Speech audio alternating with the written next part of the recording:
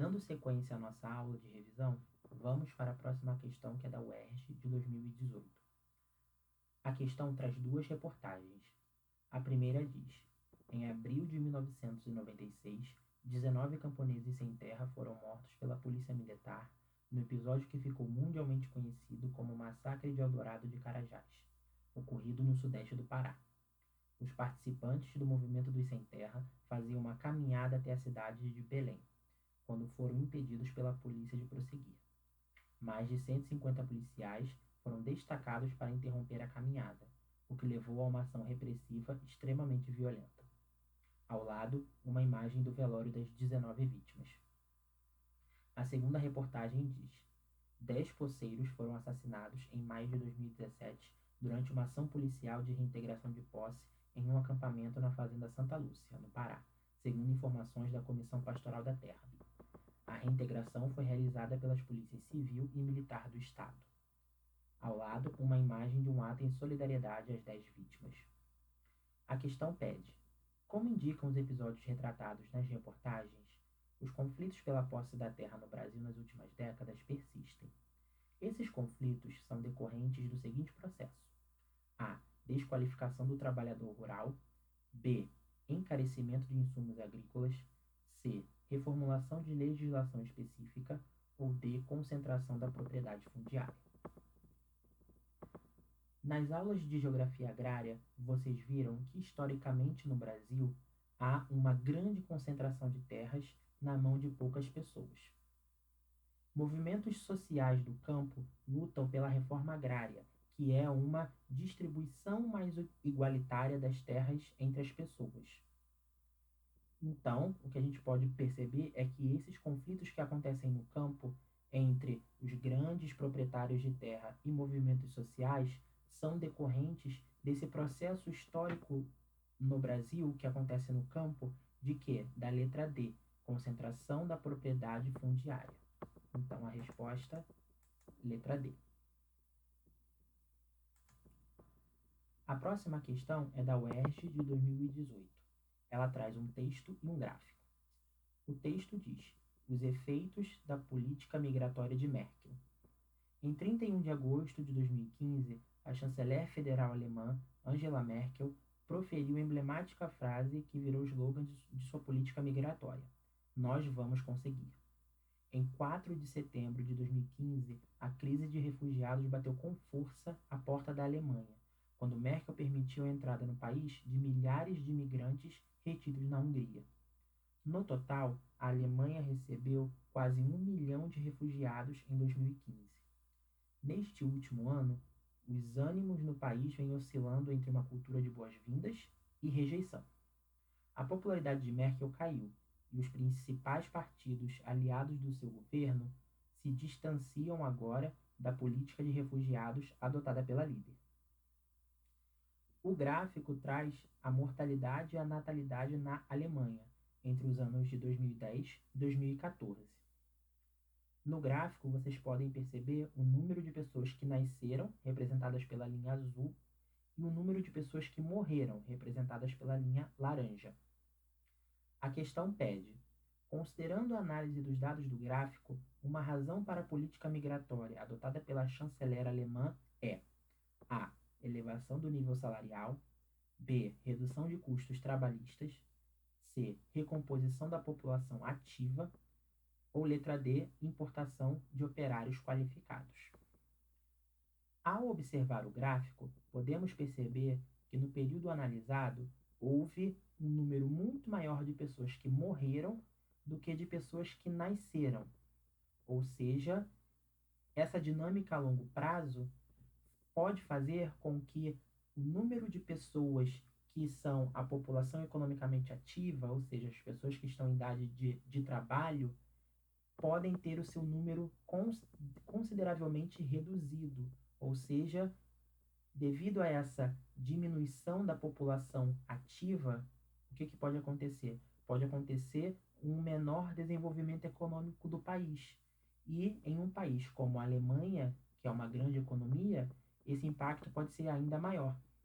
Então, a estratégia que a chanceler alemã teve ao permitir a essa entrada de imigrantes no país foi com o objetivo de quê? De recompor a população ativa, ou seja, de trazer mais trabalhadores, mais pessoas em idade de trabalho para contribuir economicamente para o desenvolvimento do país. Então, a resposta para essa questão é a letra C, recomposição da população ativa.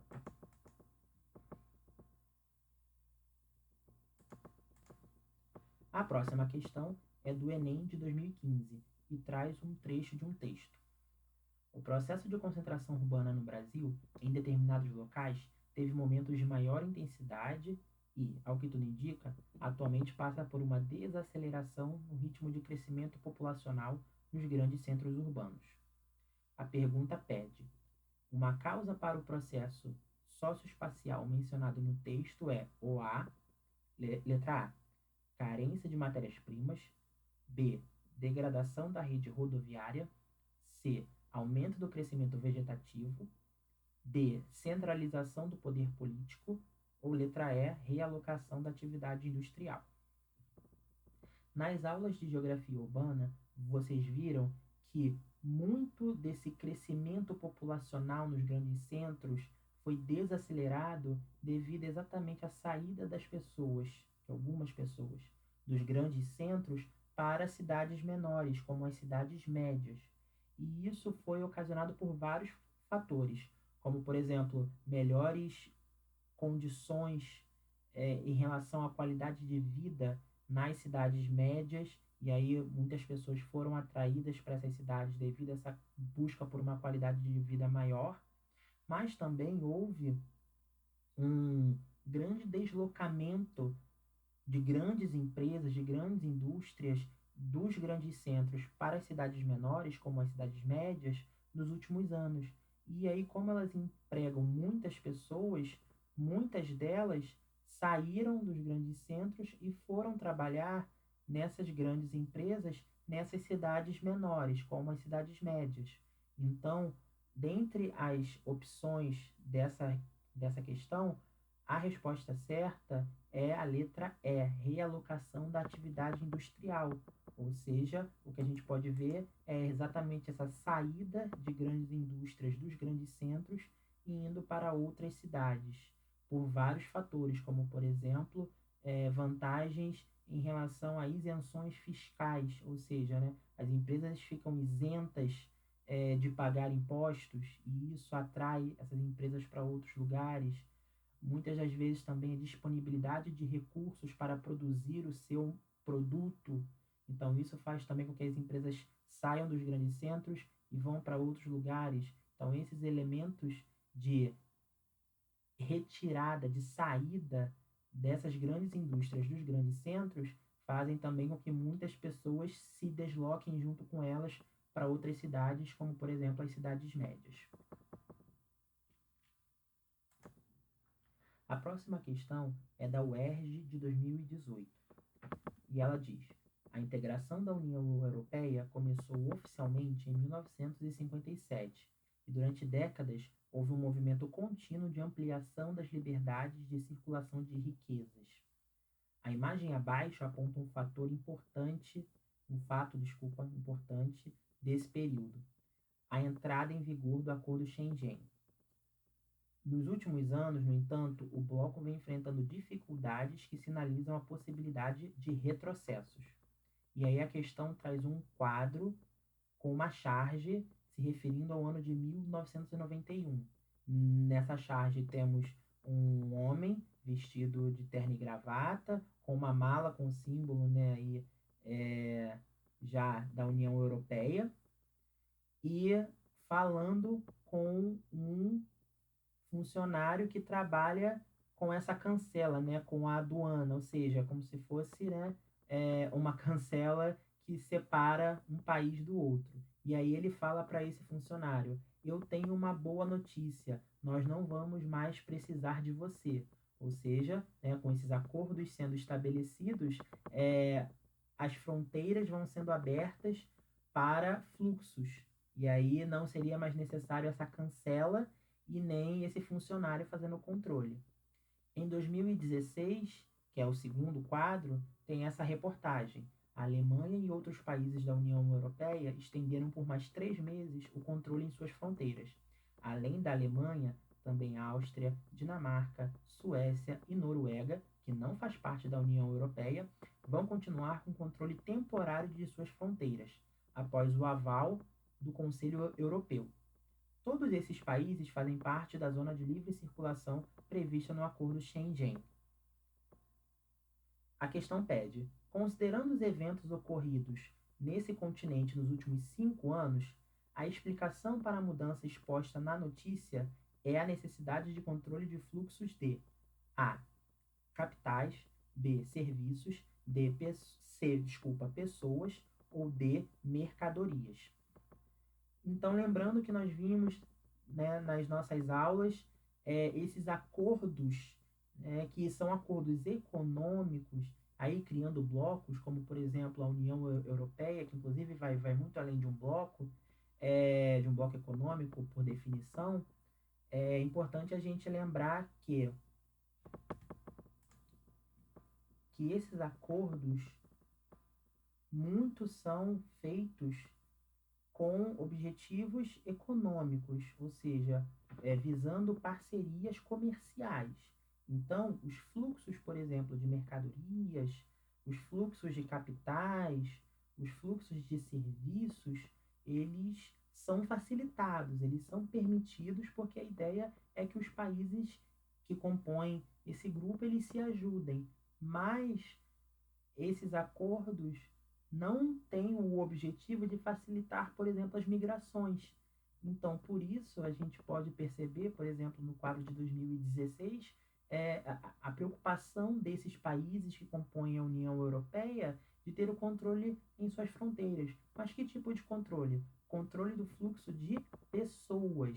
Então, é importante a gente perceber isso, é importante vocês saberem de que tipo de acordo econômico, que tipo de fluxo estamos falando quando nos referimos, por exemplo, à União Europeia e a outros blocos econômicos. Então, na verdade, a resposta para essa questão é a letra C, fluxo de pessoas. A próxima questão é da UERJ, também 2018. Ela traz um texto. O Canal do Panamá é uma obra de engenharia das mais grandiosas. Tem 77 quilômetros de extensão e liga o Oceano Atlântico ao Pacífico. Suas eclusas, que são uma espécie de elevador, levantam as embarcações até o lago Gatun, de onde se pode ir para um ou outro lado do continente. A construção dessa passagem que encurtaria as viagens, evitando rotas mortíferas que passavam pelo Cabo Horn ou pelo Estreito de Magalhães, começou em 1881, mas os trabalhadores morriam como moscas por conta das febres tropicais. Houve problemas de engenharia e o projeto foi abandonado. Os Estados Unidos resolveram retomar o trabalho em 1904 e em 10 anos terminaram as obras. O canal foi inaugurado em 15 de agosto de 1914. A questão pede: passados mais de 100 anos, o Canal do Panamá ainda impressiona os que observam seu funcionamento. No contexto de sua inauguração, essa obra possuía o seguinte caráter estratégico: A. Desenvolvimento da indústria naval. B. Globalização das economias nacionais. C. Monopólio das vias mundiais de transportes. Ou D. Integração capitalista do comércio internacional. A partir desse texto, a gente pode conhecer o Canal do Panamá, que se tornou uma via fundamental de transporte entre os oceanos Atlântico e Pacífico. E quando a gente fala uma via de transporte, a gente está falando de transporte de mercadorias. Então, o Canal do Panamá tem uma função fundamental no fluxo de mercadorias internacional. Então, a resposta certa para essa questão é a letra D, integração capitalista do comércio internacional.